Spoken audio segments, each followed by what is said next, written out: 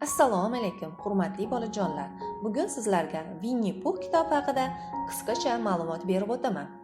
Winnie Pooh bolalar adabiyotida juda mashhur va sevimli asarlardan biridir.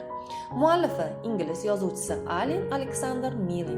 U birinchi marotaba 1926-yilda nashr etilgan. Asar haqida qisqacha ma'lumot. Winnie Pooh o'rmonda yashaydigan mehribon va sodda ayiqcha.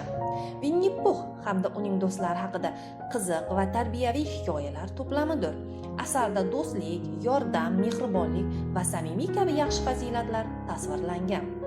Asar qahramonlari: Winnie Pooh asarni yaxshi ko'radigan samimiy ayiqcha. Petochka Winnie Poohning yaqin do'sti, tigr, sho'x va quvnoq yo'lbars. Xo'tikvoy kamgap va muloyim Xo'tikvoy.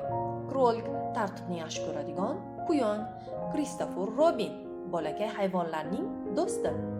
Bu kitob bolalarni do'stlikni qadrlashga, bir-biriga yordam berish va yaxshi inson bo'lishga o'rgatadi. Shu sababli asar dunyo bo'ylab mashhur bo'lib, multfilmlar va sahna asarlari ham yaratilgan. Asarda Winnie Pooh nomli mehribon va sodda ayiqcha hamda uning do'stlari o'rmondagi qiziq sarguzashtlarini boshida kechiradi. Winnie Pooh asarni juda yaxshi ko'radigan va ko'pincha shu sababli turli kulgili holatlarga tushib qoladi. U Petochka, tigr, Xo'tikvoy, krolik va Kristofer Robin bilan birgalikda turli muammolarni hal qiladi. Asarda do'stlik, mehr-oqibat va bir-biriga yordam berish g'oyalari asosiy o'rinni egallaydi.